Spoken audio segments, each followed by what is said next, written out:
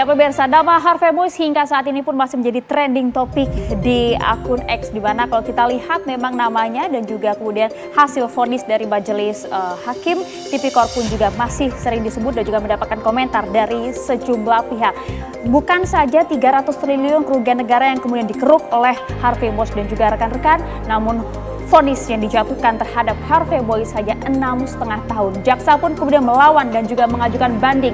Akankah vonis ini setimpal dan juga benar-benar akhir dari kasus yang menjerat Harvey Moise? Kita akan membahasnya di Apa Kabar Indonesia malam, Sira. Iya, kami juga akan menghadirkan bagaimana dengan jalannya pertemuan antara Presiden Prabowo Subianto dengan para petinggi ataupun ketua umum partai politik dalam koalisi Indonesia Maju. Dalam program Apa Kabar Indonesia Malam bersama saya Sira Safira dan Maria Asegaf, inilah Apa Kabar Indonesia Malam untuk Anda.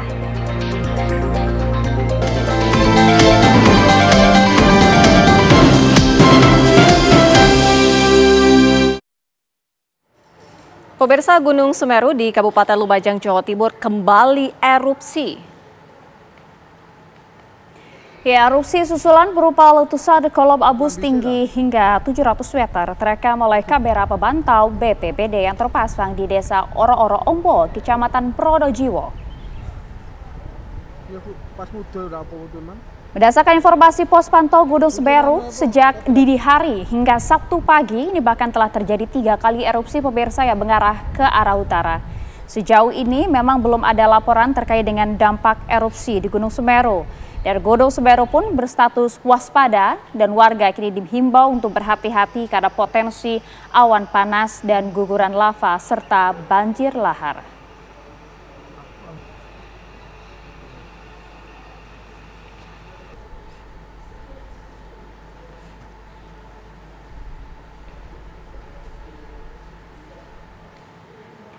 Kita juga akan menuju ke Jawa Tengah, pemirsa. Kebakaran melanda sebuah rumah di Kudus yang digunakan sebagai tempat parkir kendaraan karyawan pabrik.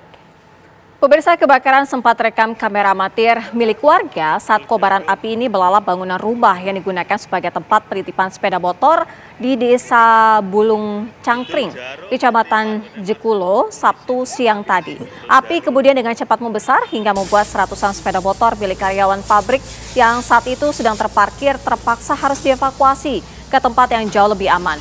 Namun naas puluhan diantaranya tak mampu diselamatkan hingga ludes terbakar dan tersisa hanya kerangka besi saja. Kebakaran tersebut diduga berasal dari korsleting listrik salah satu sepeda motor karena jarak yang berhimpitan membuat api dengan cepat membesar dan juga membakar sekitar 28 sepeda motor beserta bangunan titipan sepeda motor itu. Api kemudian berhasil dijinakan setelah 5 unit mobil pemadam kebakaran dikerahkan ke lokasi. Diperkirakan kerugian akibat peristiwa ini mencapai ratusan juta rupiah.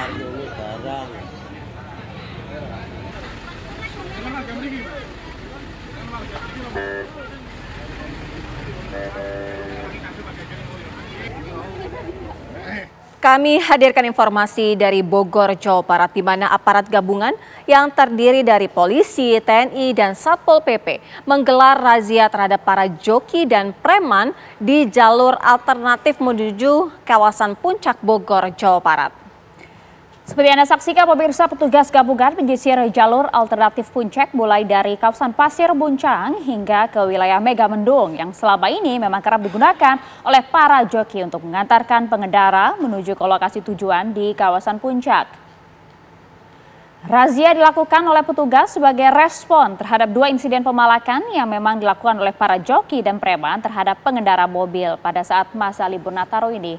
Dalam razia kali ini, petugas memberikan pengarahan dan juga pemahaman untuk tidak melakukan pungutan. Petugas pun menghimbau kepada warga serta wisatawan yang merasa terganggu atau melihat adanya joki atau juru parkir yang nakal untuk segera melaporkan kepada pos polisi dan TNI terdekat. Personil polisi pun sudah tersebar di sejumlah titik untuk bisa mengamankan libur panjang tahun baru ini.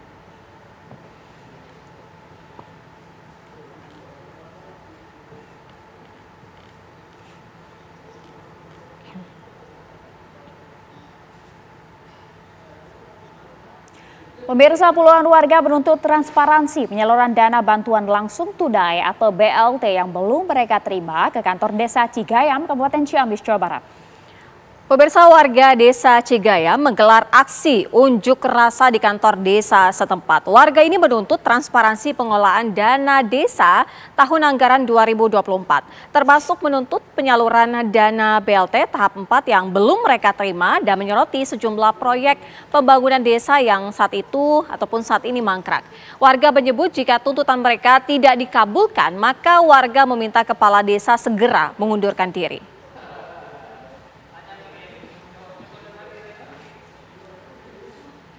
Tidak waktu karena nasib para penerima BLT ini jangan mengganggu sarana lalu lintas umum dan ampun aku menilai emosi. Pemirsa, kami hadirkan informasi di mana Presiden Prabowo Subianto sore hari ini bertemu dengan sejumlah ketua umum partai politik Koalisi Indonesia Maju di kediamannya di Kertanegara, Jakarta. Ya, kalau kita lihat ya, ini iring-iringan kendaraan sudah mulai memasuki kawasan jalur Kertanegara, Jakarta. Diketahui pimpinan partai yang sudah hadir di kediaman Presiden yaitu Ketua Umum Partai Golkar, Bahlil Lahadalia, kemudian Ketua Umum Partai Demokrat, Agus Harimurti Yudhoyono, dan tentunya Ketua Umum Partai Amanat Nasional, Zulkifli Hasan. Hingga saat ini pertemuan petinggi partai politik dengan Presiden Prabowo Subianto pun juga masih berlangsung, tapi kita coba akan cek ya bagaimana kemudian kondisinya saat ini, apakah sudah selesai dan juga apa sebenarnya poin penting dari pertemuan tersebut. Sudah ada rekan kami di sana, ada Leo Chandra. Leo, apa sebenarnya poin penting yang akan dibahas oleh Presiden bersama dengan sejumlah ketua umum partai Koalisi Indonesia Maju ini?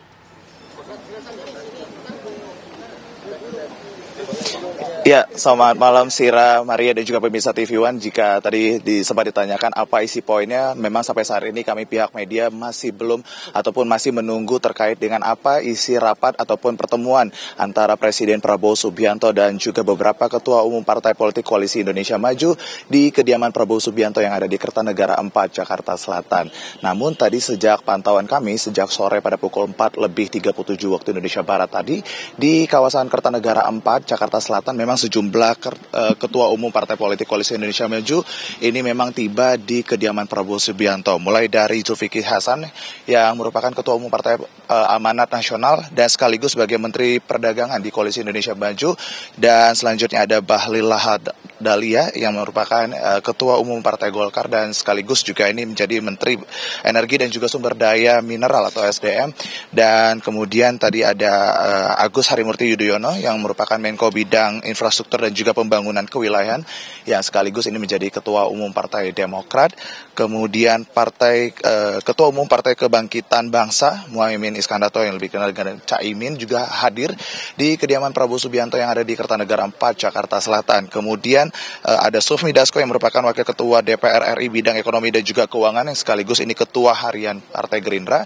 Dan yang terakhir juga tadi kami melihat di rumah ataupun kediaman Prabowo Subianto ini Ahmad Syaikul yang selaku Presiden PKS juga hadir, di mana memang para menteri ini ketika tiba di kediaman Prabowo Subianto yang ada di Kertanegara 4, Jakarta Selatan, yang kemudian ini disambut langsung oleh Sekretaris Kabinet atau Seskap Mayor Teddy Indrawijaya, yang di mana memang sampai saat ini kami pihak media masih menunggu apa hasil pertemuan Prabowo Subianto dan juga para ketua umum sekaligus juga ini menjadi bergabung dalam Menteri Koalisi Indonesia Maju.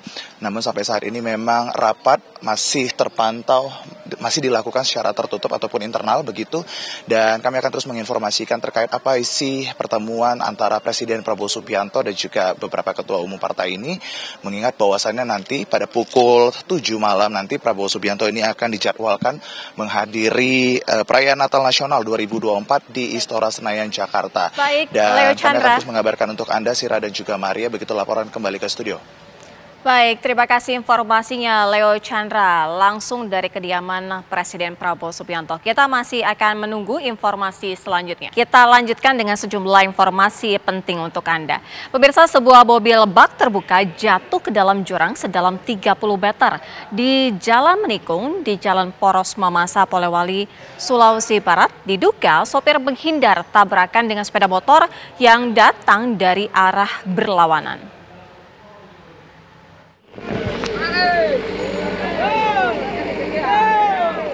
Sejumlah warga yang melintas di Jalan Poros Mamasa, Polewali beramai-ramai menarik mobil bak terbuka dari dalam jurang sedalam 30 meter di Kecamatan Sumarorong, Kabupaten Mamasa, Sulawesi Barat.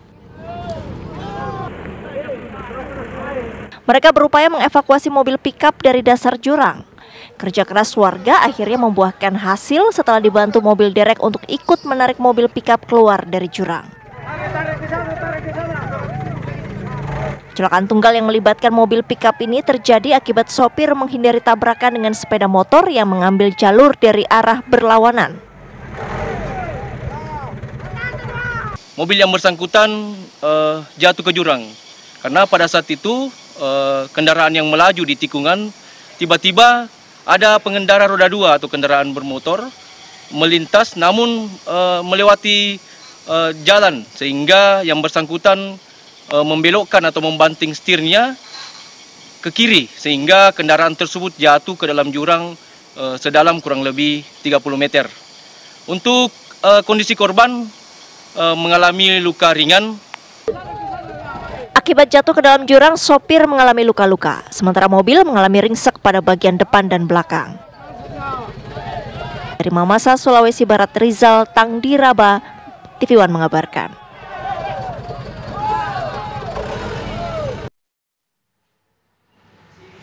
Pemirsa, usai jeda kami akan menghadirkan informasi yang penting, jangan sampai Anda lewatkan. Kami akan hadirkan dialog utama kami yang akan dibawakan oleh Maria Asegaf. Usai jeda, kami segera kembali.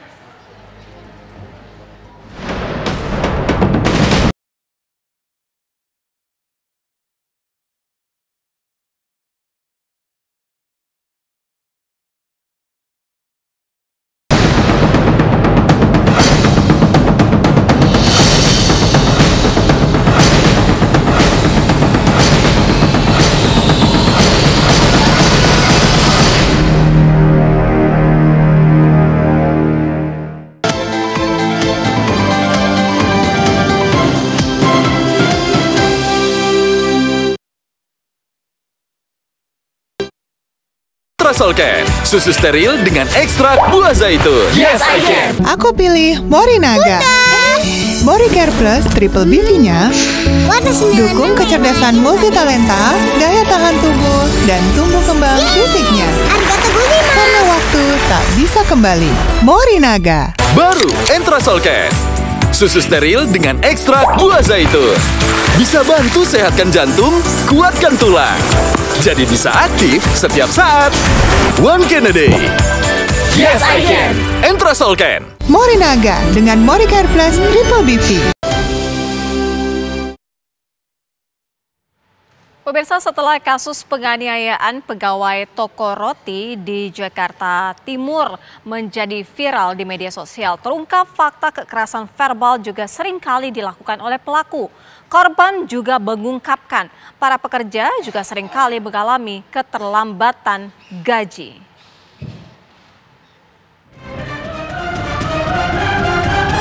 Dia juga pernah ngatain saya miskin, babu. Terus dia juga sempat ngomong, orang miskin kayak lu gak bisa masukin gue ke penjara, gue nih kebal hukum.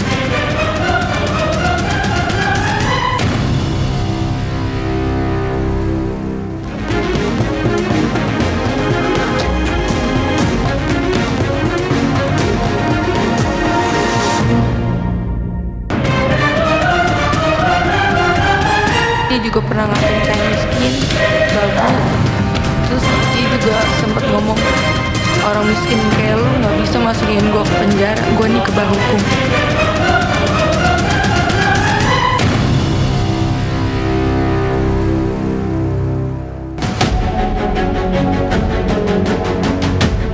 Kasus penganiayaan yang dilakukan anak bos toko roti ternama di Jakarta Timur terus menarik perhatian masyarakat. Setelah mendapat kecaman luas karena lambannya penanganan kasus, polisi akhirnya menetapkan Jos sebagai tersangka dan menangkapnya di Sukabumi, Jawa Barat. Sikap kasar dan arogan pelaku ini memicu kemarahan publik. Terlebih, pelaku berulang kali melakukan penghinaan verbal dengan menyebut korban sebagai babu dan orang miskin. Ia bahkan dengan arogan menegaskan bahwa dirinya kebal hukum dan tidak bisa disentuh pihak berwenang.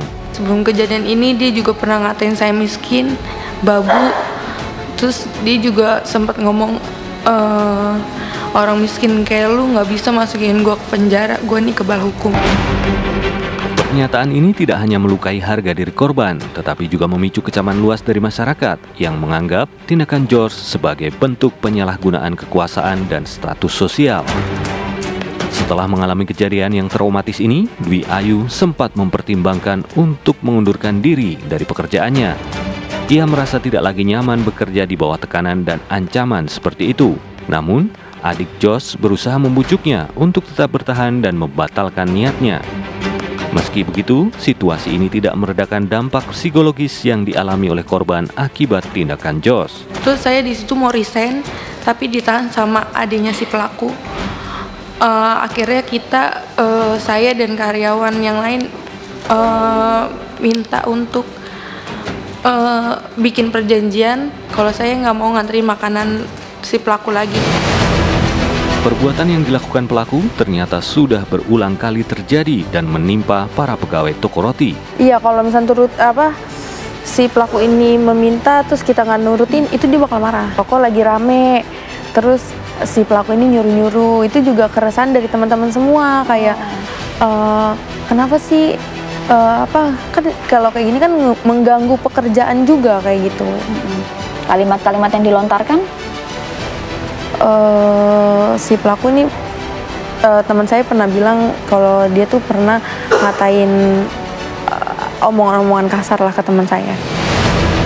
Jejak digital George Sugama Halim kembali dikuliti netizen setelah video rekaman penganiayaannya viral di media sosial.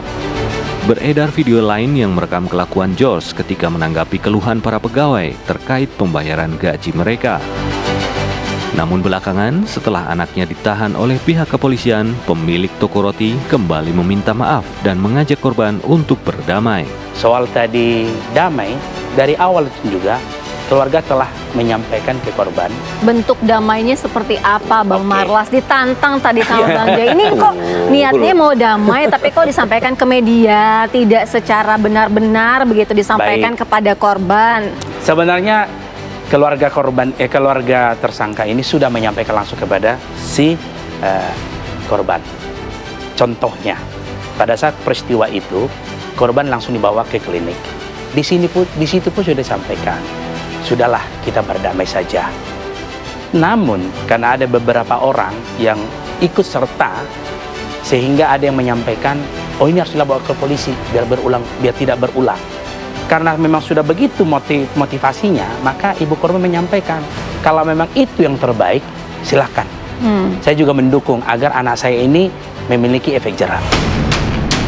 Dwi Ayu menerima permintaan maaf dari pihak pelaku, namun ia meminta proses hukum terhadap pelaku terus berjalan. Saya sih nggak mau damai, tapi saya sudah memaafkan si pelaku, tapi saya tetap mau kasus ini berjalan.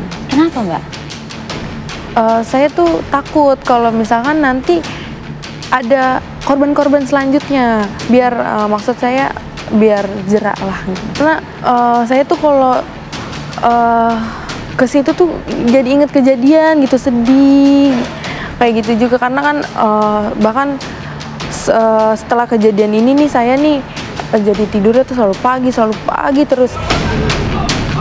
Sementara itu, kuasa hukum korban menyaksikan ketulusan dari pihak pelaku. Dia meminta damai juga nggak jelas. Nggak jelasnya gimana? Loh, sekarang sudah jelas kan ada abangku kuasa hukumnya. Kemana harus meminta damai? Datang ke tempat keluarga kah? Ketemu kuasa hukumnya? Bukan di media, yang ujungnya justru menyudutkan klien kami. Bahwa setorannya setiap ini kurang. Itu kan malah bikin gaduh. Kalau menurut saya gitu loh. Di sisi lain dia minta berdamai, kata sudah minta maaf. Di sisi lain menjas bahwa klien saya itu setorannya sering kurang, hingga gajinya ditahan yang 1 bulan. Apakah itu solusi? Bukan.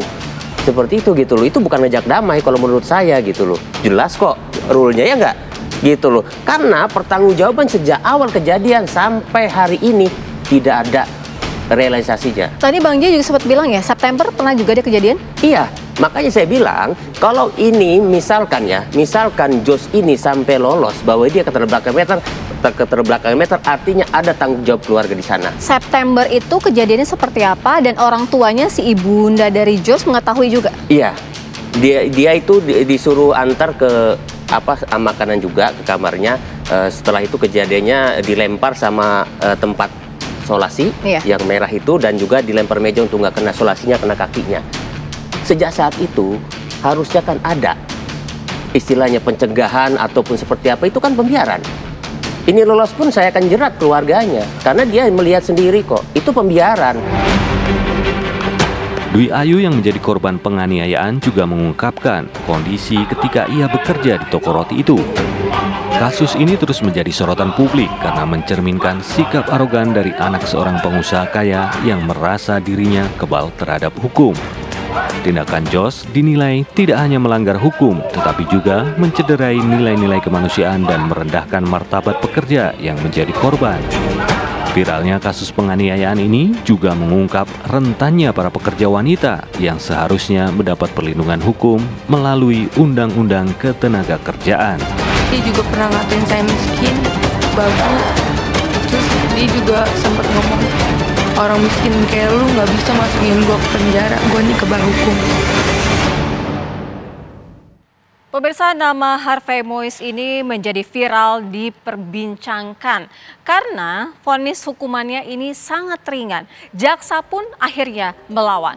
Usai jeda kami akan hadirkan dialognya untuk Anda bersama dengan Maria Aseka. Tetaplah bersama Apa Kabar Indonesia Malam.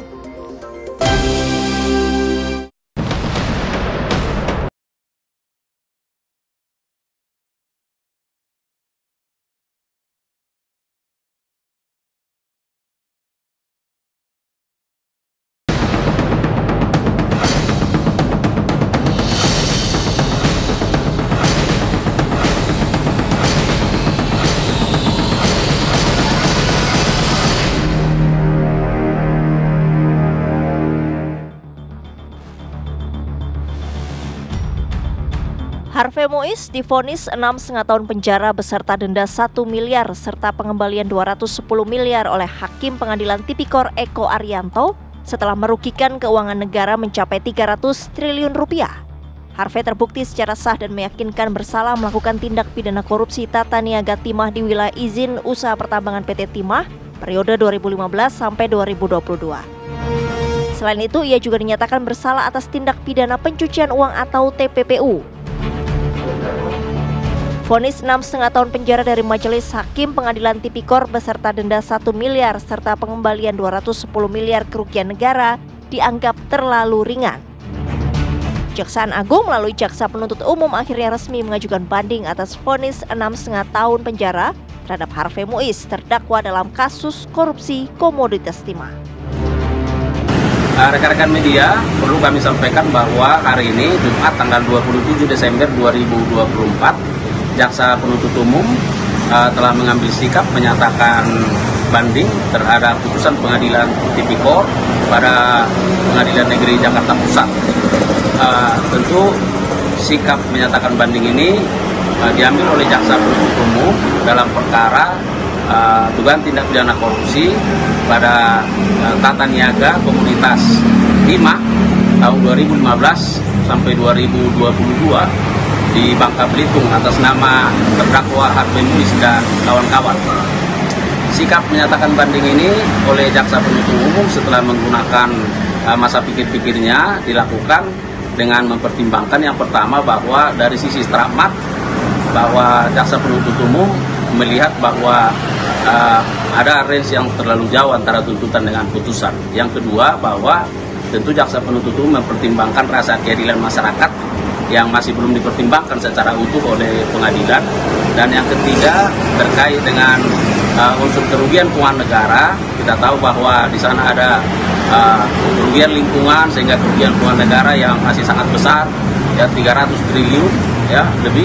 Dan pengadilan oleh jaksa penuntut umum melihat belum mempertimbangkan mengenakan terkait dengan uang pengganti yang sesuai terhadap para pelaku. Oleh karenanya atas dasar pertimbangan-pertimbangan ini maka jaksa penuntut umum menyatakan banding, dan akta banding pada hari ini Jumat tanggal 27 Desember 2024 sudah ditandatangani oleh jaksa penuntut umum. Ya pemirsa, kasus korupsi Peluang Timah dengan merugikan negara sebesar 310 triliun koruptor Harvey Boyce kemudian hanya divonis 6,5 tahun penjara saja. Siapa yang kemudian tak marah, tak kesal mendengar vonis dari majelis hakim ini? Bahkan mantan Menko Polhukam Mahfud MD pun menyebut vonis hakim menusuk rasa keadilan masyarakat. Hingga hari ini pun masih ramai di media sosial.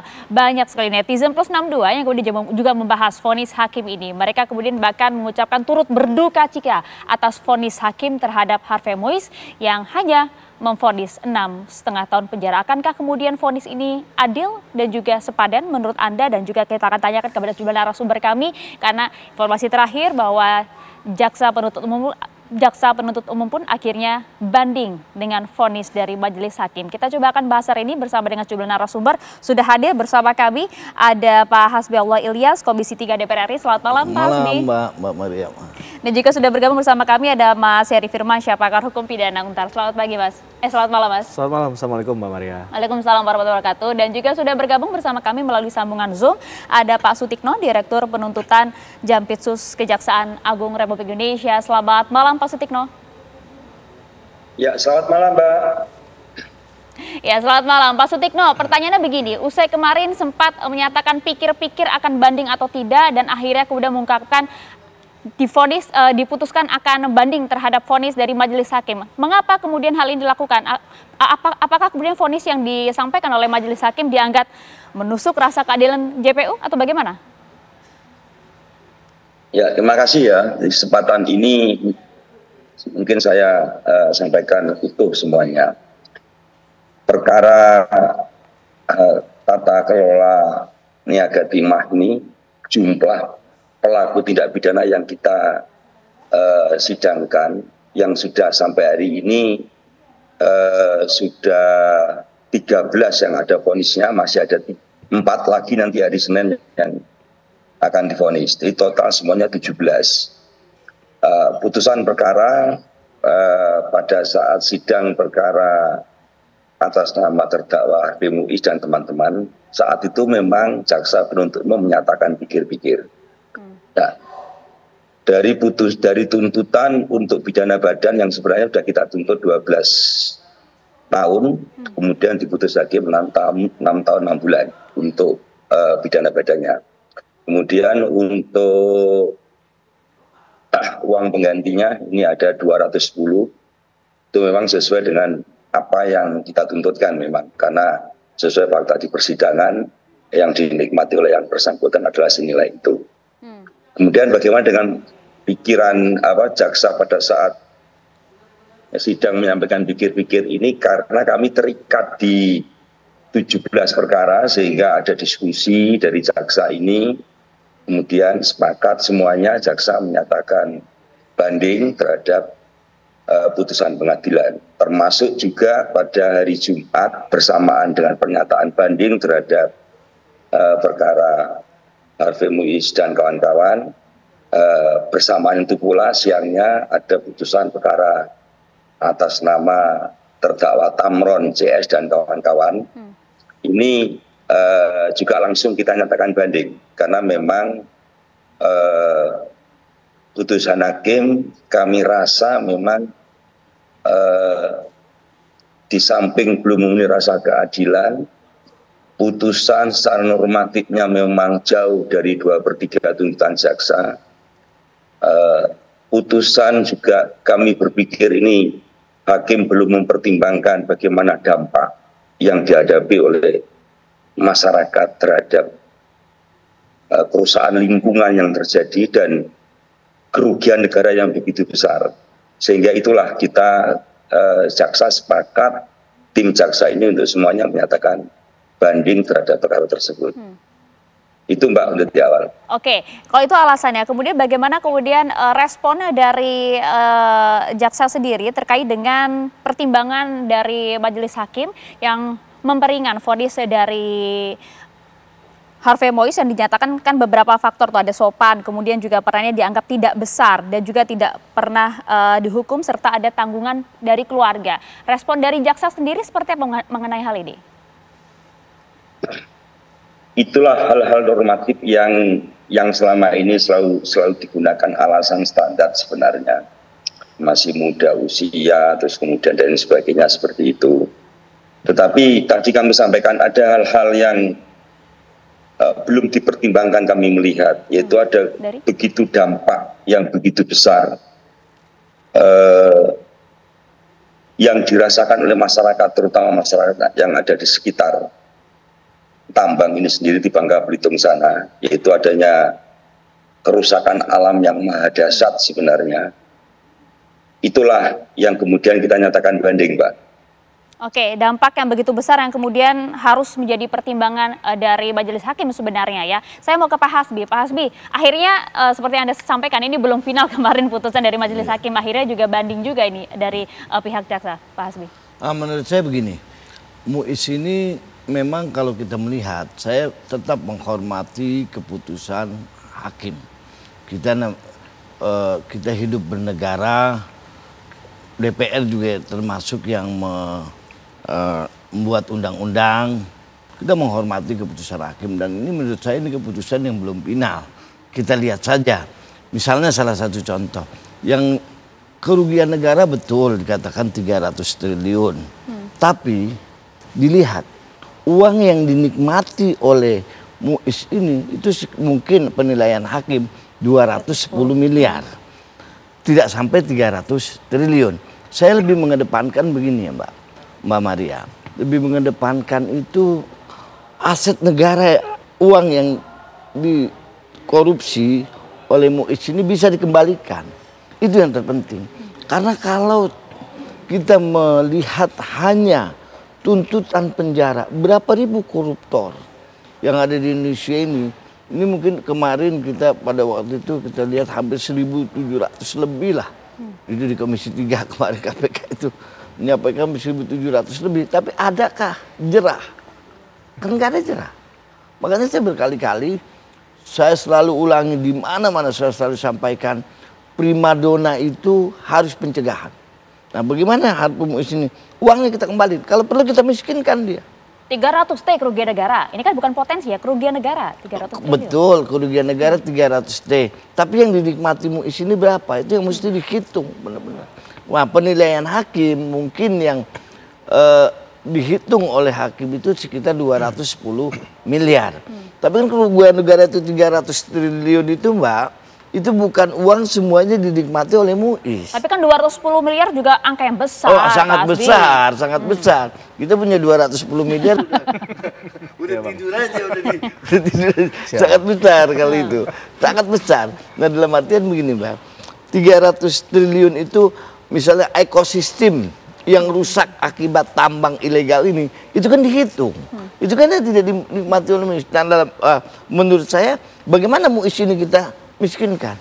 Jangan kita hanya berfokus masuk penjara sekian tahun. Ada yang sudah sekian tahun kok. Ada yang 15 tahun. Apa dia jerah? Enggak. Apakah jerah yang lainnya tidak akan melakukan korupsi? Tidak. Kalau saya yakin, kalau dimiskinkan, ini efek jerah yang sangat dahsyat menurut saya. Oke. Itu, Mbak. Mungkinkah Mas Heri? Mungkin dalam dimiskinkan dengan kemudian kalau kita lihat kerugian negara mencapai 300 triliun rupiah. Ya menurut saya begini, ketika kita hanya melihat dari, benar sih, tidak hanya melihat dari kerugian, tapi kan kita bermain dari aturan Mbak Maria ya, bahwa ada aturan-aturan main dalam konteks ini adalah Undang-Undang 31 tahun 1999 di pasal 18 tentang pidana pengganti denda di situ ya, mana kemudian ada pedoman pemidanaan untuk ketentuan pasal 2 dan pasal 3 Undang-Undang Tipikor. Di Perma nomor 1 tahun 2020. Saya rasa ini agak kontradiktif. Kalau saya tidak salah mencatat Mbak Maria, di Perma 1 2020 itu sudah clean and clear kok. Jelas disampaikan bahwa dalam poin konteks bahwa dia ini dianggap sebagai tindak pidana korupsi yang berat ketika kerugian negara di atas angka 100 miliar rupiah. Kalau kita berfokus pada kasus ini kan 210 miliar, tetap dianggap berat ini. Nah masalahnya dalam pertimbangan hukum hakim itu mengatakan bahwa dia bukan aktor utama. Perannya tidak berat kata dia sampaikan. Sepakat Mbak Maria, cerdas sekali melihat itu. Jadi ini yang saya katakan tadi, ini agak kontradiktif kan antara pertimbangan hukum hakim dengan pedoman yang dipakai. Seakan-akan ya kalau yang menguntungkan diambil yang poin ini, yang tidak menguntungkan diambil poin yang lain. Nah, jadi harusnya kalau yang ini pedomannya adalah satu, itu adalah A, ya gunakan A tadi. Jangan kemudian di-mix dengan hal-hal yang lain. Sehingga kita nggak bisa membaca putusan ini tadi apakah kemudian punya nilai keadilan atau tidak. Karena aturan yang dipakai berbeda-beda tergantung dengan keyakinan tadi. Nah kalau keyakinan kan bisa berbeda. Menurut Mbak Maria tadi ya ini sudah cukup nih untuk menghukum dia. Tapi yang saya sayangkan juga bukan hanya itu, dari proses awal kasus ini ketika ada katakanlah upaya untuk membuktikan di ruang persidangan, dipanggil para saksi. Ada saksi-saksi yang menurut saya itu bertindak bahkan melebihi dari kapasitas. Dan itu harusnya diingatkan oleh hakim ketua bagaimana bersikap di dalam ruang sidang. Jadi hal-hal semacam ini juga membuat kita miris ya. Yang ujung-ujungnya ketika putusan pidana penjaranya 6,5 tahun dari tuntutan 12 tahun saja kan hampir kurang lebih lah. Setengah dari tuntutan itu tidak terpenuhi. Maka kemudian pada prakteknya jaksa akan wajib melakukan banding. Di pasal 67 KUHP diatur bahwa jaksa memang punya hak untuk mengajukan upaya hukum banding tadi. Nah dalam konteks ini yang saya pribadi melihat bahwa ada kontradiksi, ada katakanlah hal-hal yang sifatnya ambigu, yang ini perlu kita kritisi bersama. Kita bukan juga mengatakan bahwa kalau dia bersalah itu hanya satu kemudian kita harus paksakan menjadi dua, tidak demikian. Tapi bagaimana kita memaknai bahwa kerja pemberantasan korupsi ini tuntas. Itu dia. Ini akhirnya menjadi public distrust di level bawah, di level masyarakat. Sebenarnya yang tidak pro terhadap pemberantasan korupsi ini siapa? Itu dia, karena bukan sepadan antara misalnya 310 triliun kerugian negara dengan berapa tahun vonis yang diberikan, tapi bagaimana memberantas koruptor ini sendiri, itu kan semangatnya Mas Maria. Betul Mbak Maria. Banyak catatan yang kadang kita lihat, bahkan ini kan sudah dikaitkan dengan TPPU juga, tapi malah putusannya sangat meresahkan sekali. Bisa 6,5 tahun. Kalau kita bandingkan dengan kasus-kasus yang berikut ini, yang baru-baru ini, ada yang sudah dihukum 15 tahun dengan nilai kerugian yang di bawahnya 1 triliun, padahal pasalnya sama-sama menggunakan tindak pidana korupsi. Ini kan juga jadi yang salah ini yang mana dalam memaknainya? Apakah kemudian diberikan hanya nilai keyakinan saja? Padahal pedomannya ada, tapi pedomannya tadi saya katakan digunakan, poinnya bisa berbeda-beda. Kalau menganggap ini adalah nilainya berat, berarti kan nggak menganggap lagi bahwa peran dia sangat ringan dalam perkara ini. Jadi yang namanya pelaku korupsi, ya kalau salah satu alasannya adalah dia berlaku sopan selama persidangan, bukan hanya pelaku korupsi, Mbak Maria. Semua orang yang datang ke pengadilan yang statusnya sebagai tersangka, terdakwa begitu, terdakwa karena dia sudah di dalam ruang pesakitan, duduk di kursi pesakitan, itu pasti akan bersikap sangat sopan.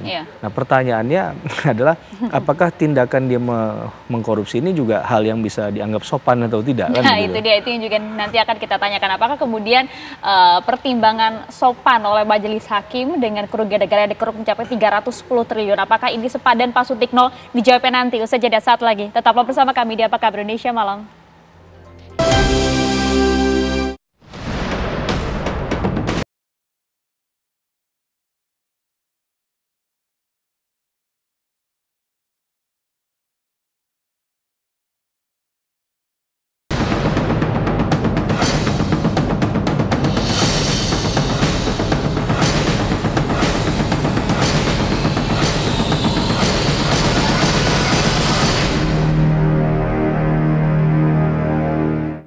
Saya atas nama Komisi Yudisial ingin memberikan respon terhadap putusan HM yang divonis Majelis Hakim PN Jakarta Pusat 6 tahun dan 6 bulan penjara, denda 1 miliar subsidi 6 bulan kurungan, serta membayar uang pengganti 210 miliar subsidi 2 tahun penjara dari tuntutan kejaksaan 12 tahun penjara.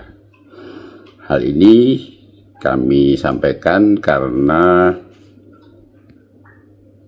KY menyadari bahwa putusan ini menimbulkan gejolak dalam masyarakat, dan sampai hari ini saya hanya bisa menyampaikan bahwa selama persidangan berlangsung, KY atas hak inisiatifnya telah menurunkan tim untuk melakukan pemantauan persidangan.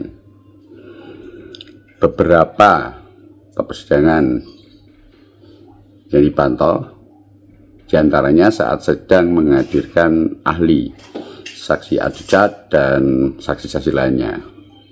Hal ini sebagai upaya agar hakim dapat menjaga imparsialitas dan independensinya agar bisa memutus perkara dengan adil.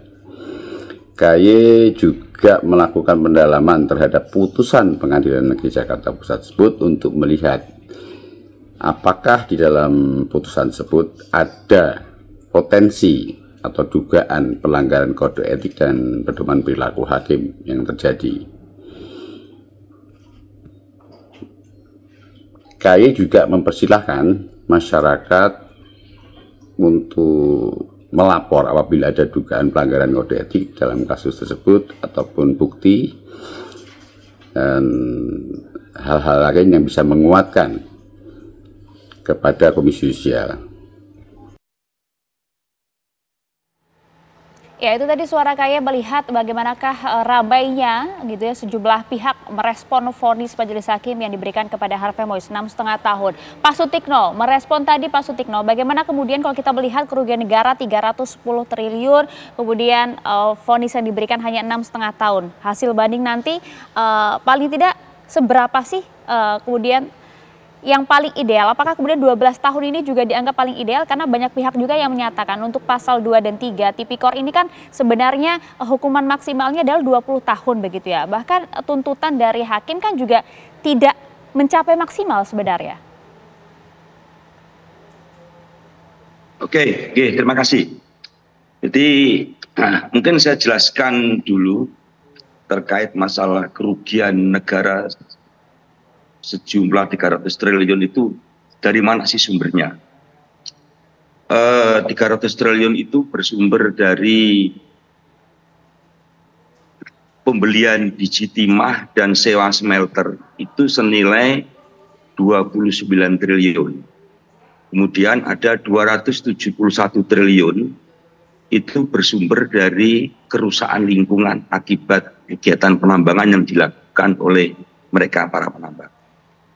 Nah, kemudian fakta itu di samping memang di dalam berkas perkara juga sudah sedemikian, di persidangan pun juga terungkap demikian, makanya di dalam tuntutan itu sudah diuraikan secara rigid sebenarnya 29 triliun yang bersumber dari pembelian biji timah dan sewa smelter itu UP-nya akan dipertanggungjawabkan oleh semua para pelaku sesuai dengan fakta yang terungkap di persidangan. Tentunya juga tadi melihat keberadaan pasal 18 Undang-Undang Tipikor. Terus kemudian untuk yang 271 itu di dalam surat tuntutan juga sudah terurai kepada siapa saja itu dibebankan. 271 itu secara global bisa saya jelaskan ada 152 triliun itu dibebankan kepada 5 smelter yang melakukan kegiatan bekerja sama ke 5 smelter ini dengan PT Timah mulai dari tahun 2018 sampai tahun 2022. Sehingga terungkaplah fakta itu, makanya 152 triliun itu dibebankan kepada 5 smelter. Itu di tuntutan kami. Kemudian bagaimana dengan yang sisanya 118 triliun? 118 triliun ini terungkap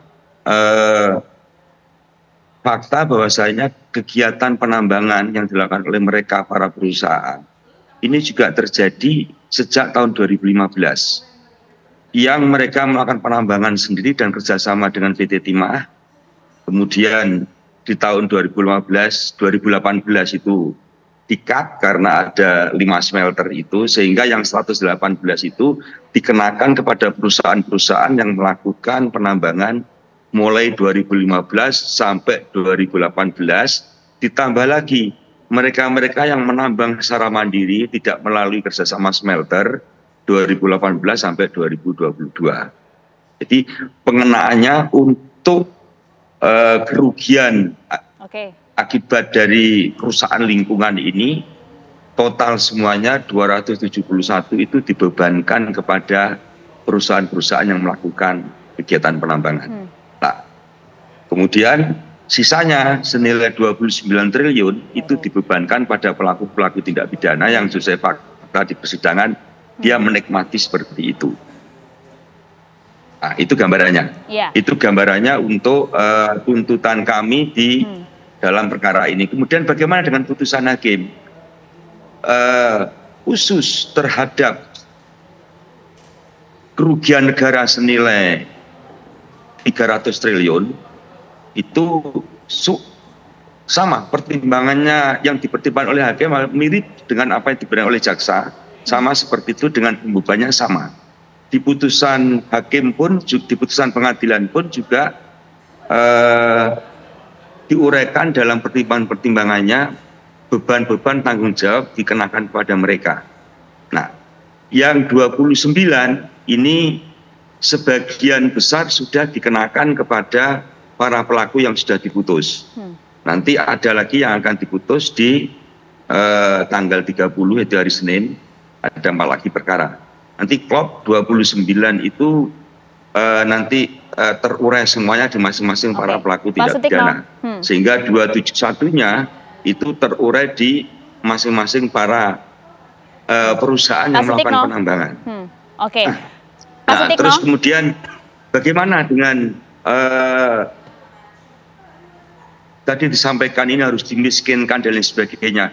Harta kekayaan para terdakwa ini sudah kita sita.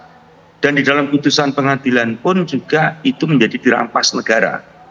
Setelah perkara ini nanti ingkrah berkekuatan hukum tetap, tentunya harta-harta itu akan kita rampas, kita lelang, terus kemudian untuk mencukupi uang pengganti. Dan apabila masih kurang, terus akan dilakukan upaya untuk pengejaran harta-harta yang bersangkutan. Nah, dalam kondisi seperti ini tentunya peran serta masyarakat juga kita butuhkan mendapatkan informasi terkait hal tersebut sehingga kerugian negara akibat dari pembelian biji timah dan sewa smelter ini bisa tertutup dengan UP yang nantinya kita eksekusi.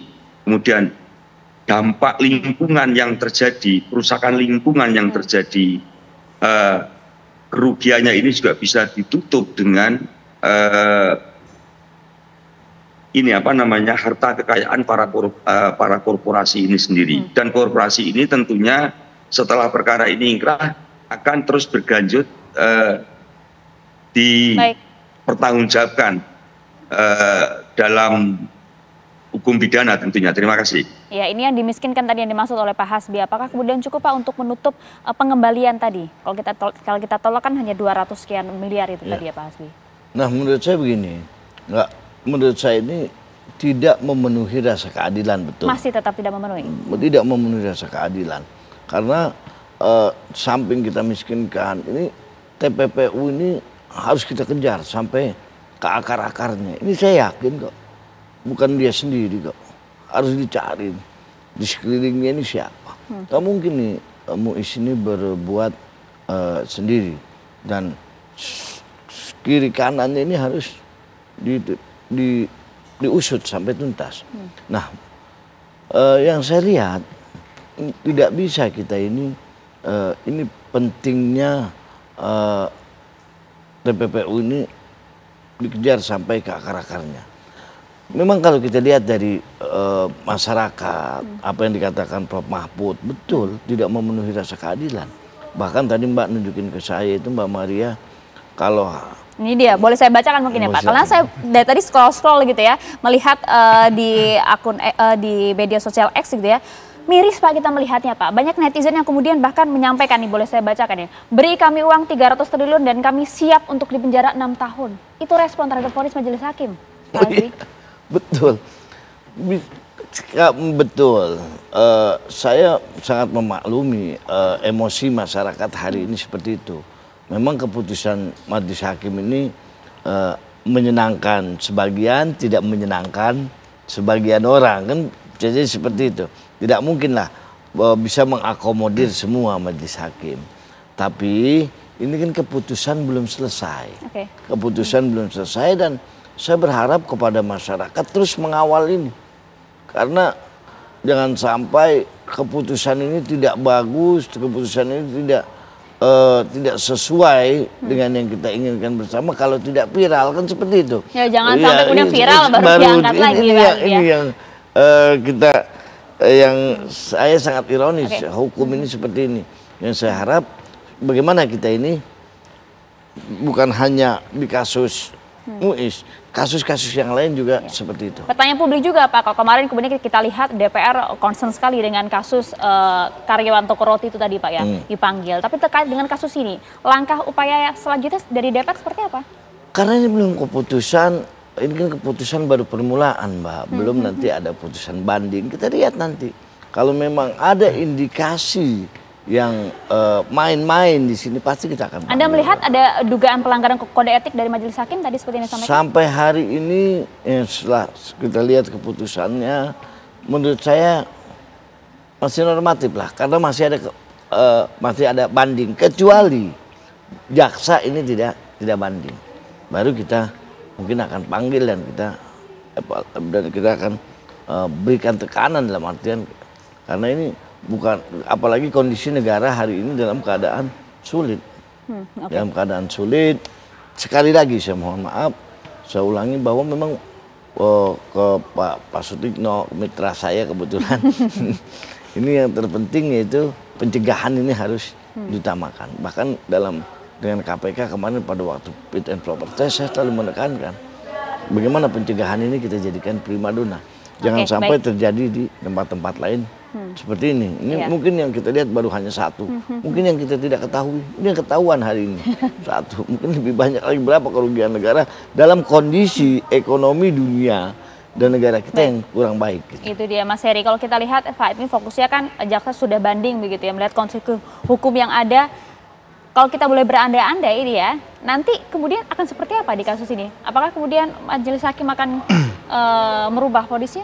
Yang pasti kita berharap divonis setimpal dan semaksimal mungkin ya. Dan itu kan tidak ada hitung-hitungannya kalau kita bicara mengenai setimpal. Tidak ada hitung-hitungan matematisnya. Cuman saya menanggapi juga tadi dari beberapa pernyataan bahwa ini kita harus membedakan Mbak Maria antara kerugian keuangan negara dengan perekonomian negara. Sehingga tadi bahasanya kalau perekonomian negara itu mengarah pada kinerja penilaiannya, tapi kalau dia kerugian keuangan negara dalam konteks ini adalah berarti ada uangnya yang jelas dikorupsi kan, berarti kan clear di situ. Tadi ada 29, ada 171 triliun gitu ya.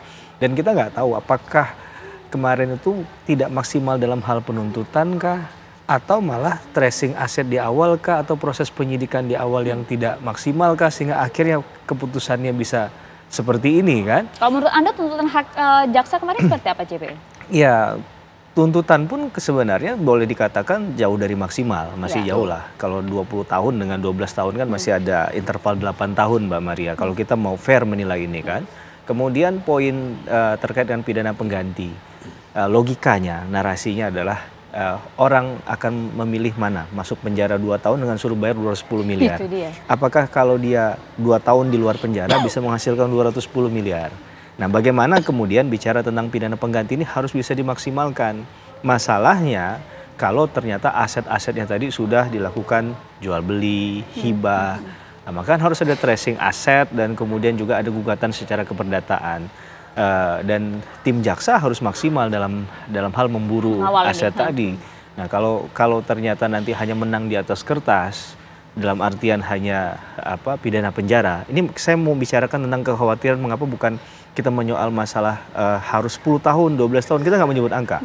Tapi kalau 6,5 tahun, kemudian ternyata itu putusan akhirnya, katakanlah begitu ya, final and binding, kemudian dapat diskon lagi nanti pengurangan masa hukuman, karena dalam penilaian di lapas dia berkelakuan baik, sopan kembali, lebih sopan lagi.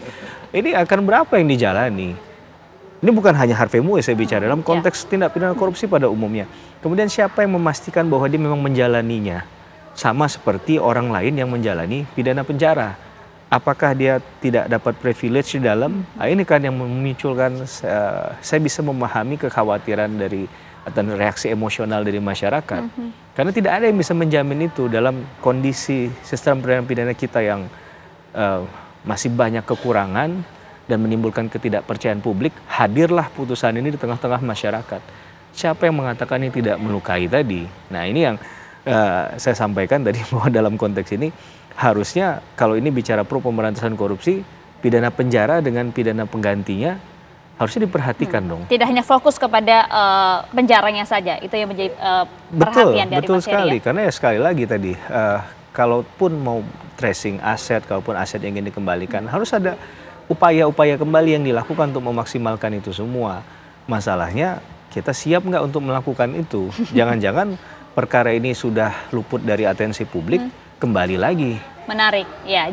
Jangan juga kemudian publik menjadi antipati dengan proses hukum yang terjadi, termasuk juga pemberantasan korupsi. Ya, kita lanjutkan nanti boleh Mas Heri ya. Sesaat lagi tetap bersama kami di Apa Kabar Indonesia Malam.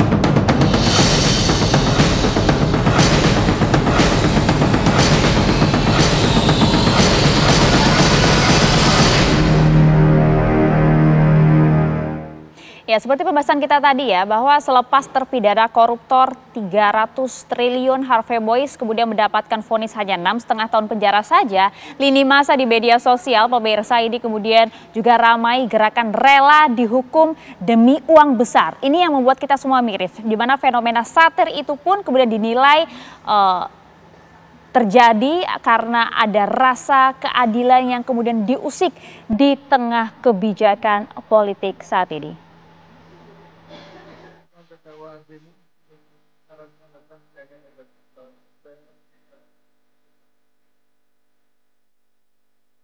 Tak butuh waktu lama, putusan ringan Majelis Hakim Tipikor terhadap terdakwa kasus korupsi timah senilai 300 triliun rupiah mendapat respon dari masyarakat. Secara satir, netizen seakan kompak ramai-ramai mengaku rela dihukum masuk penjara, asalkan bisa korupsi seperti Harvey Muiz hingga 300 triliun rupiah.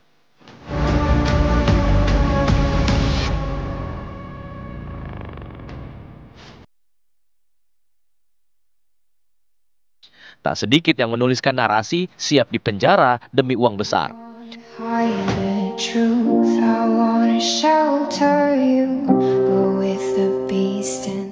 Salah satu akun warganet bahkan menjabarkan turunan nilai uang korupsi dibandingkan dengan jumlah hukuman penjara. Promo akhir tahun daftar harga korupsi beserta hukuman penjaranya. Kalau Anda korupsi 300 triliun, Anda akan dihukum 6,5 tahun.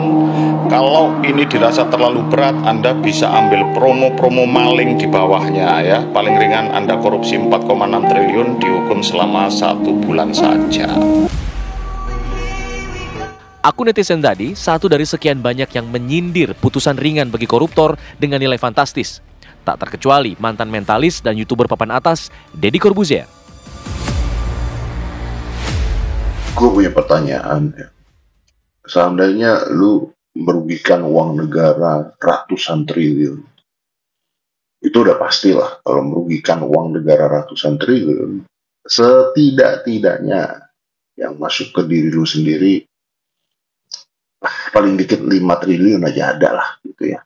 Anggaplah 5 triliun gitu. So, let's change it.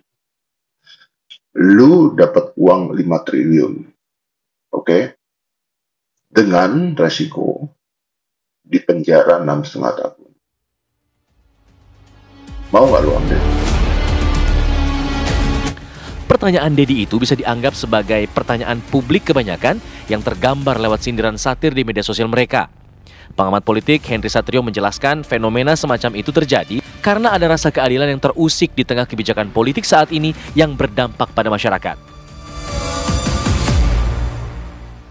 Reaksi-reaksi masyarakat terhadap kasus korupsi 300 triliun yang hanya kemudian dihukum hanya 6,5 tahun penjara itu membuat masyarakat naik pitam. Kenapa? Karena dirasakan tidak ada keadilan di sana karena merugikan negara begitu besar 300 triliun. Sementara masyarakat harus mengikuti kebijakan pemerintah yang akan menyesuaikan tarif pajak menjadi 12%. Bahkan banyak yang bersuara bersedia untuk korupsi 300 triliun atau bersedia untuk juga ikut korupsi demi mendapatkan uang dan hanya dihukum penjara sebentar menurut mereka. Nah, kemudian hal ini juga memicu gerakan-gerakan lain seperti misalnya ada gerakan Mari Korupsi ya, sebuah gerakan yang sangat negatif, tapi hal ini dilakukan untuk dalam rangka menuntut keadilan, memenuhi rasa keadilan sosial, kemudian pemerintah secara keseluruhan bisa mengambil peran penting dalam upaya memberikan keadilan dan mengurangi kemiskinan bagi rakyat Indonesia. Sepatutnya sorotan publik pada para lembaga penegak hukum yang tengah dinilai mencederai masyarakat ini bisa dijadikan momentum untuk memperbaiki sistem hukum di negeri ini. Tim TV One mengabarkan.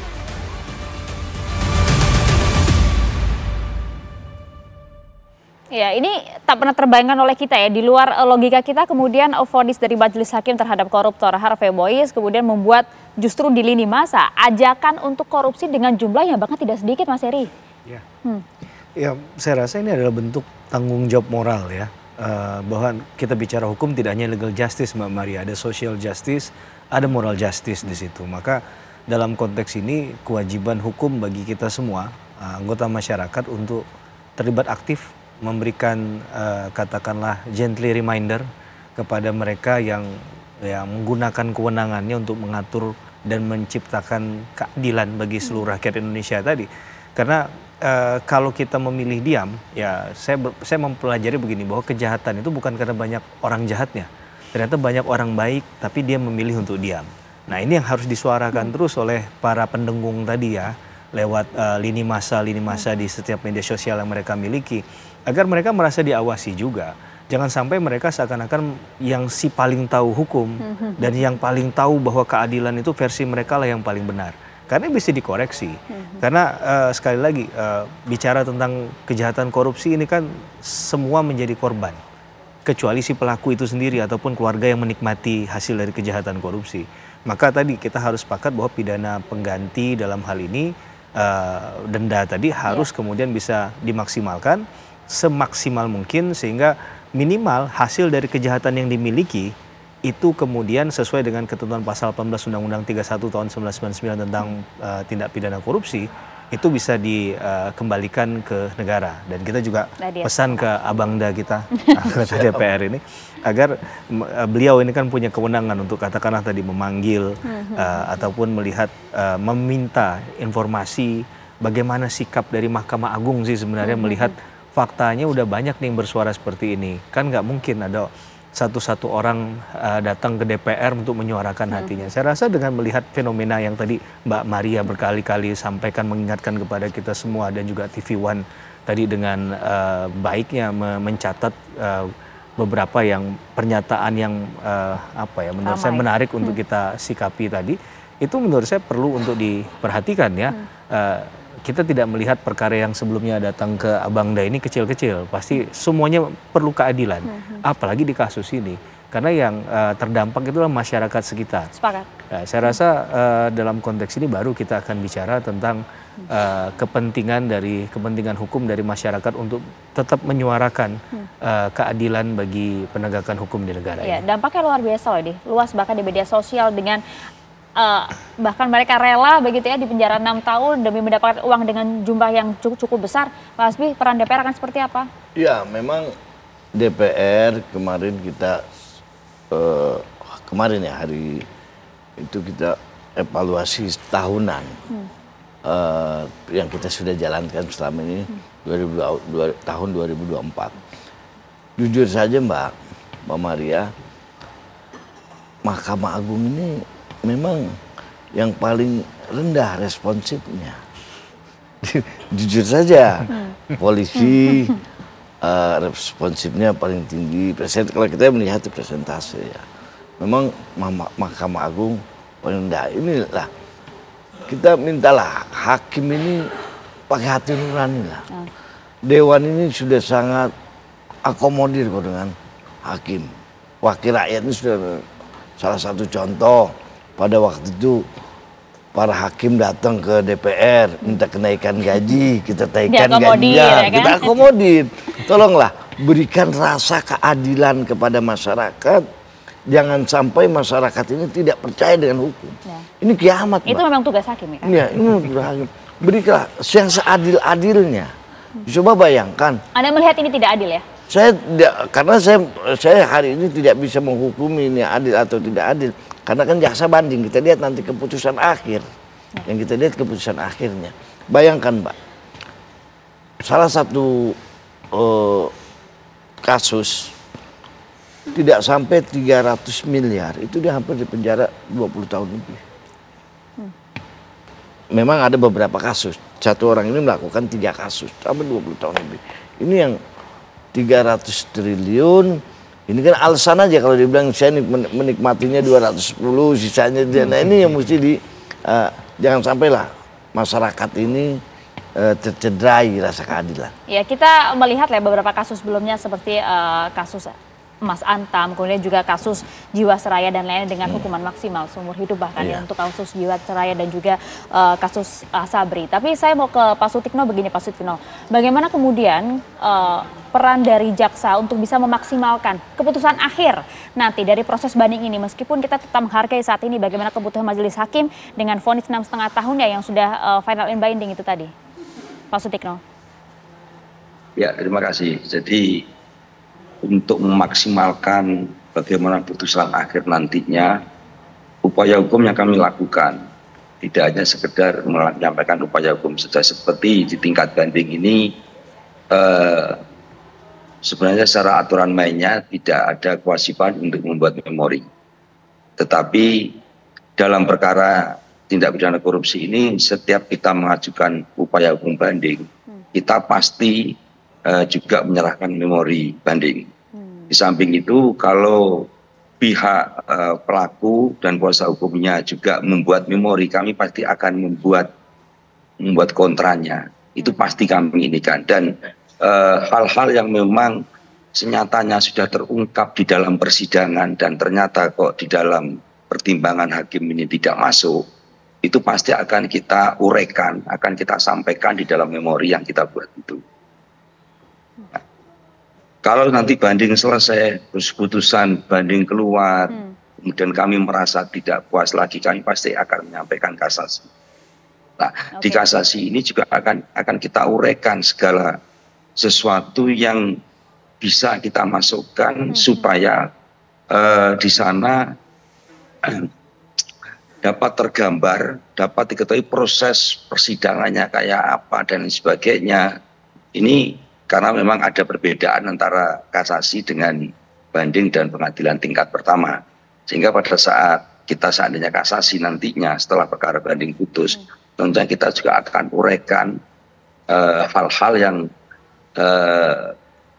kita inginkan itu bisa menjadi bagian daripada hasil nanti ya, hakim nantinya untuk bisa menilai perkara ini kebenaran materialnya kayak apa sih, sehingga akan memberikan putusan yang seadil-adilnya. Itu juga harapan kita semua Pak Sutikno, termasuk juga tadi pesan dari Mas Heri ya, bagaimana kemudian tidak hanya fokus terhadap hukuman penjaranya saja, tapi juga terhadap pergantian uang secara maksimal, paling tidak untuk memberikan setitik keadilan di sana. Terima kasih banyak Pak Sutikno, Pak Hasbi terima kasih, Mas Heri terima kasih atas waktunya bersama kami di Apa Kabar Indonesia Malam. Pemirsa, kami masih memiliki beragam informasi menarik untuk Anda terkait juga bagaimanakah kemudian ini masa libur panjang tahun baru, sejumlah peningkatan juga terjadi baik itu melalui moda transportasi darat, laut maupun juga udara. Kami akan hadirkan untuk Anda saat lagi di Apa Kabar Indonesia Malam.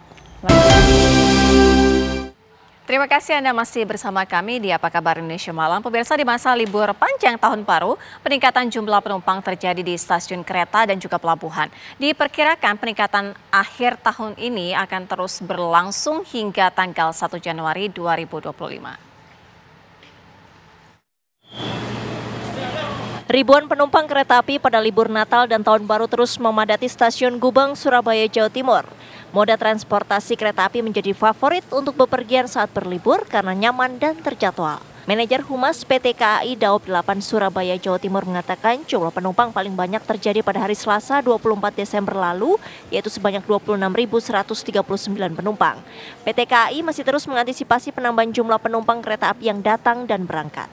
PT KAI Daob 8 Surabaya menambahkan akan terus mengoptimalkan pelayanan perjalanan kereta api demi keselamatan dan juga kenyamanan para pelanggan. Peningkatan penumpang di masa libur panjang tahun baru juga terjadi di Pelabuhan Tanjung Harapan di Selat Panjang, Kabupaten Kepulauan Meranti, Riau. Diperkirakan kepadatan penumpang berlangsung hingga 1 Januari 2025. Pelabuhan Tanjung Harapan menjadi pusat mobilitas bagi masyarakat yang ingin melakukan perjalanan ke Batam dan daerah lainnya.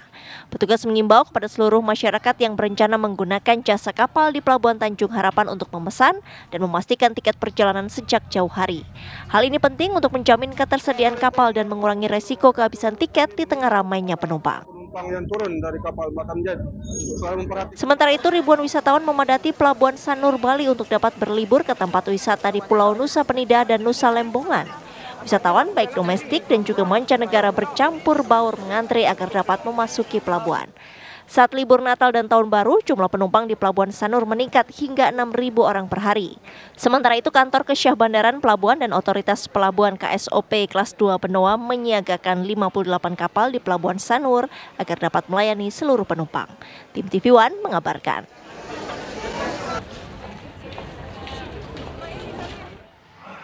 Pemirsa, puncak perayaan Natal Nasional 2024 digelar di Indonesia Arena GBK di Jakarta pada sore tadi.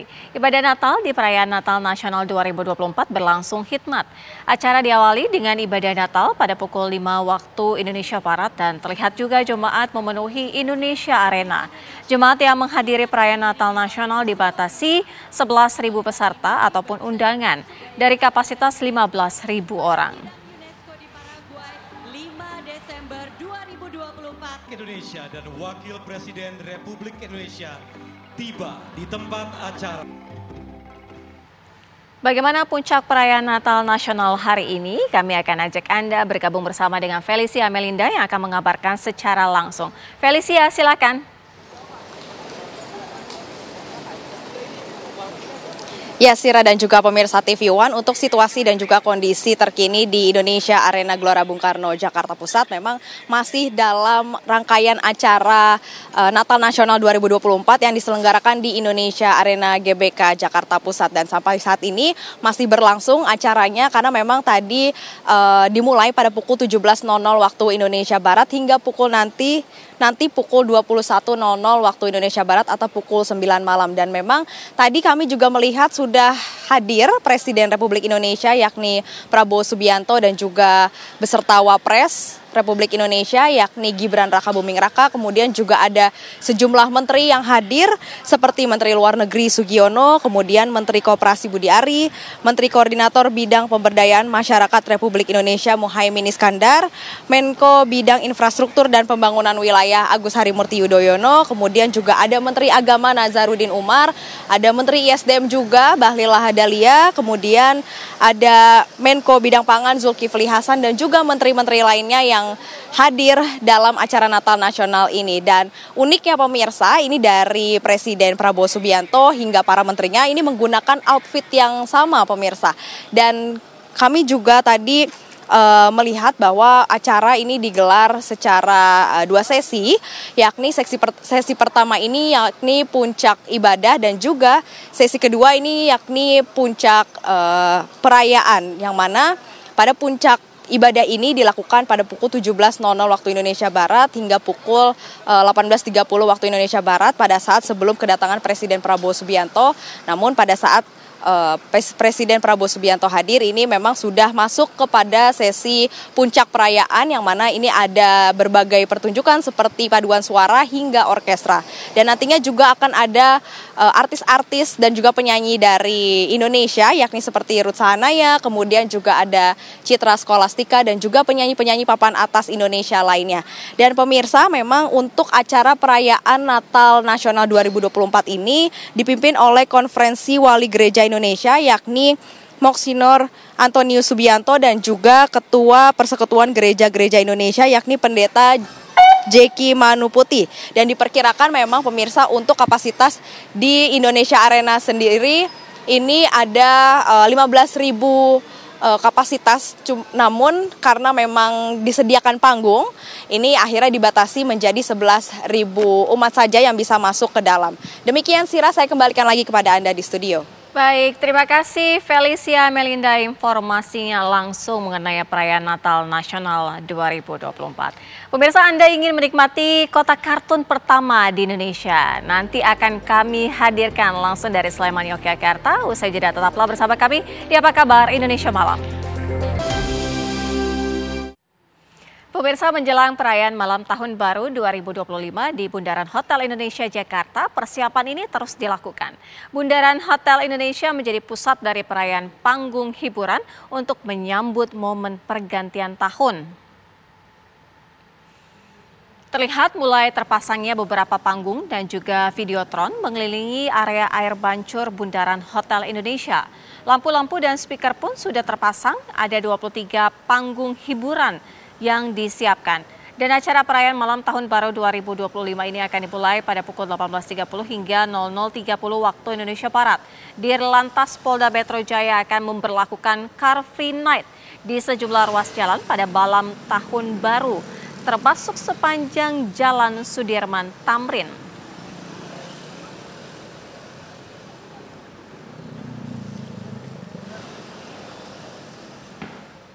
Pemirsa, kalau Anda ingin menikmati sesuatu hal yang berbeda, Anda bisa menikmati kota kartun pertama di Indonesia. Silakan datang ke Ibarbo Park di Sleman, Yogyakarta. Wisatawan yang wisata ini buka hingga malam hari, dipadati ribuan pengunjung setiap hari saat libur Nataru. Wisata Ibarbo Park menawarkan keindahan wisata pada malam hari. Di sini pengunjung dapat menikmati kota kartun pertama di Indonesia. Ada sekitar 20 wahana unik yang bisa dinikmati bersama keluarga untuk bersuah foto. Selain kota kartun, Ibarbo Park juga menawarkan karnival safari yang juga diklaim pertama di Indonesia. Setiap harinya ada sekitar 5.000 pengunjung yang datang ke Ibarbo. Jumlah ini naik hingga 2 kali lipat dibandingkan hari biasanya. Harga tiket Rp35 hingga Rp65.000. Anda sudah bisa menikmati wisata hingga malam hari di Ibarbo Park. Langsung saja pemirsa, kami ajak Anda untuk memantau bagaimana dengan persiapan pergantian Malam Tahun Baru. Ada rekan kami yang akan mengabarkan dari Bundaran Hotel Indonesia, ada Yunika Swandi, kemudian juga ada Andri Prasetyo yang juga akan mengabarkan dari Sleman, Yogyakarta. Kita terlebih dahulu menuju ke Yunika. Silakan Yunika, bagaimana dengan persiapannya?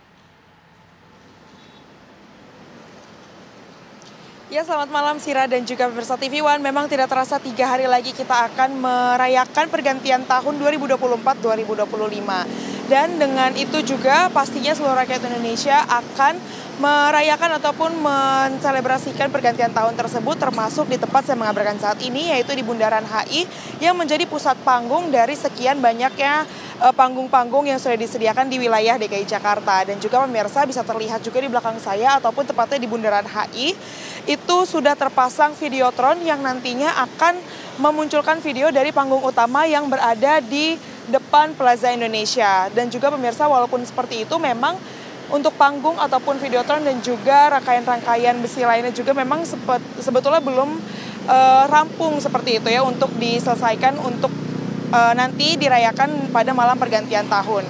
Namun juga pemirsa untuk informasi, nantinya di panggung utama akan dihadirkan acara-acara dan juga akan menghadirkan bintang tamu seperti Yura Yunita, Leto, Ran, 10to5 dan juga beberapa selebriti ternama lainnya, dan tentunya juga akan ada acara-acara seru lainnya.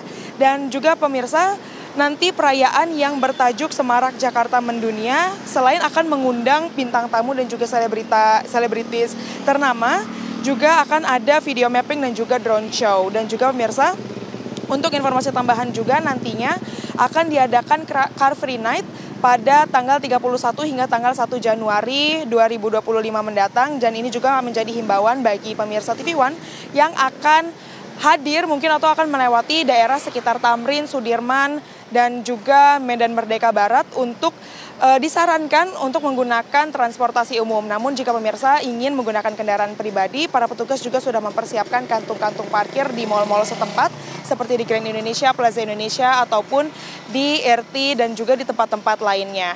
Sementara seperti itu yang dapat saya sampaikan, Sira. Tentunya kami tidak sabar untuk sama-sama nantinya menyambut pergantian tahun 2024-2025. Kembali ke Anda di studio. Baik, terima kasih informasinya Yunike Suwandi langsung dari Bundaran Hotel Indonesia. Lalu bagaimana dengan informasi di Ibarbo Park dari Sleman, Yogyakarta? Ada rekan kami Andri yang akan mengabarkan. Andri, bagaimana dengan euforia yang mungkin sudah dirasakan pada saat ini karena memang sudah libur Nataru?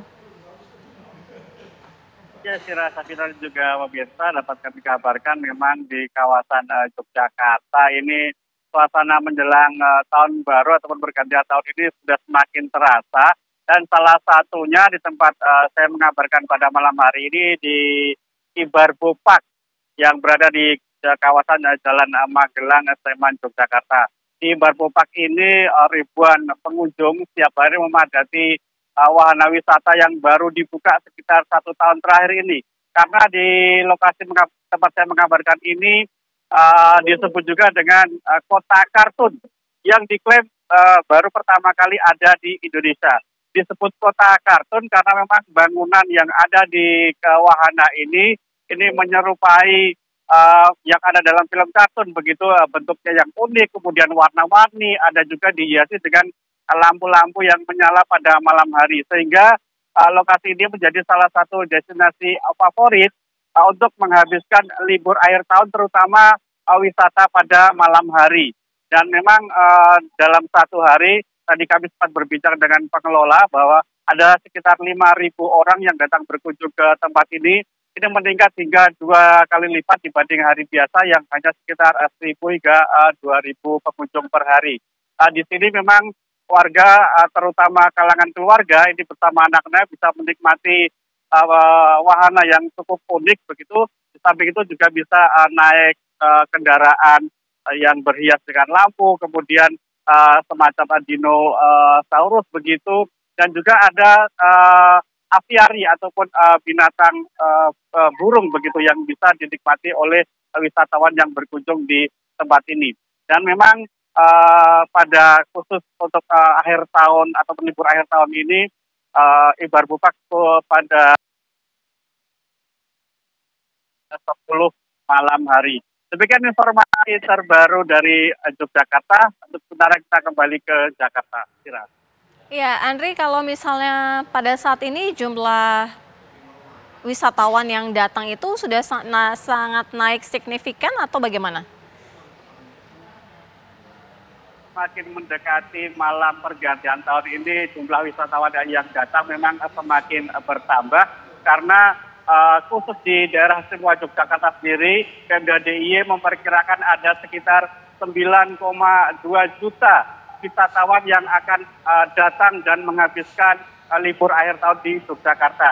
Jumlah ini nantinya ada sekitar 16 juta orang yang akan beraktivitas selama libur Nataru di Yogyakarta, sehingga Yogyakarta ini bisa dikatakan sudah penuh sesak begitu, kendaraan ataupun jalan-jalan di berbagai titik sudah terlihat macet begitu, dan tempat-tempat wisata juga sudah sangat ramai dikunjungi oleh wisatawan seperti di tempat kami mengabarkan di Ibarbu ini ada sekitar 5.000 orang setiap hari yang datang berkunjung sejak pagi hingga malam hari. Baik, terima kasih Andri Prasetyo, informasi langsung dari Sleman, Yogyakarta. Dan tadi sebelumnya ada Yunike Swandi dari Jakarta, Bundaran Hotel Indonesia. Pemirsa, tim Puslap 4 Barreskrim Polri diterjunkan dalam proses investigasi bocornya tangki truk pengangkut cairan kimia soda api yang tumpah di Kabupaten Bandung Barat, Jawa Barat pada Selasa 24 Desember 2024. Kepolisian akan menggunakan pendekatan scientific investigation untuk menyimpulkan penyebab kebocoran tangki truk.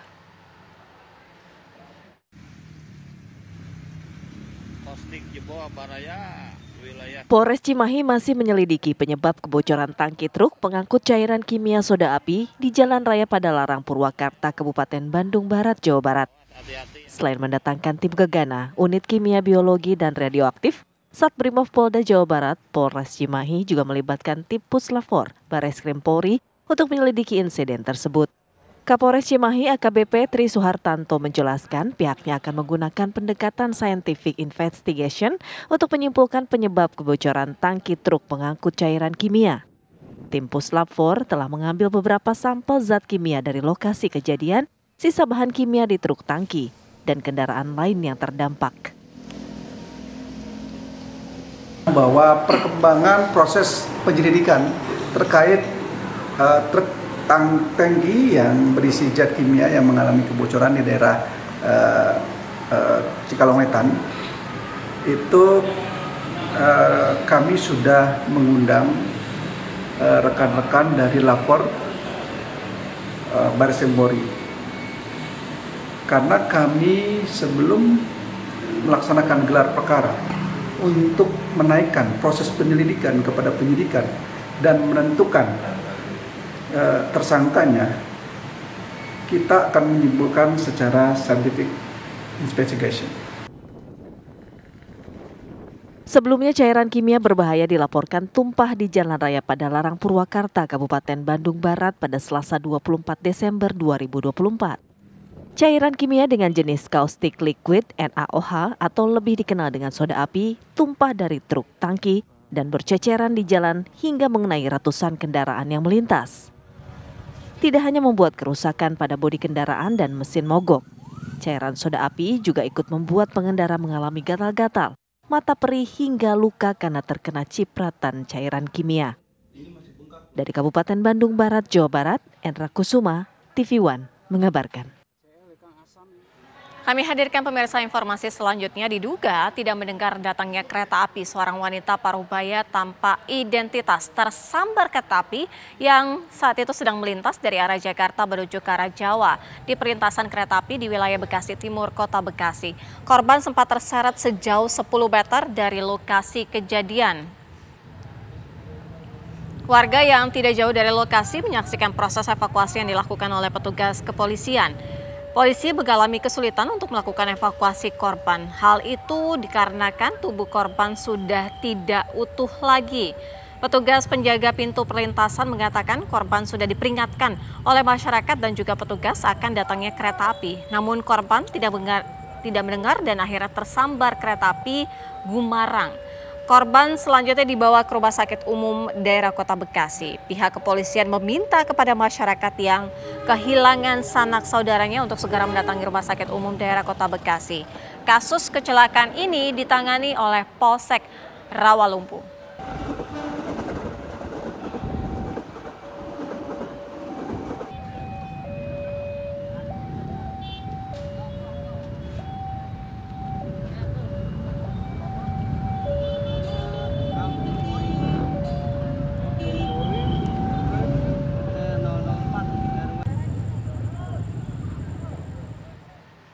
Pemirsa, kebakaran kapal di Pelabuhan Pelindo, Tegal, Jawa Tengah membakar 24 unit kapal. Hingga Sabtu pagi, kepulan asap masih terus terlihat. Guna memastikan penyebab terjadinya kebakaran, tim Lab4 Polda Jawa Tengah akan diterjunkan ke lokasi kejadian. Petugas pemadam kebakaran masih melakukan pengasapan untuk melakukan pendinginan kapal yang terbakar. Sejumlah kapal ini ludes terbakar dan ada juga yang hanya 20% ini terbakar. Guna memastikan penyebab terjadinya kebakaran, tim Lapor Polda Jawa Tengah diterjunkan ke lokasi kejadian. Akibat kebakaran, kerugian para pemilik kapal ini mencapai puluhan miliar rupiah. Saat ini akses keluar masuk kapal telah dibuka kembali.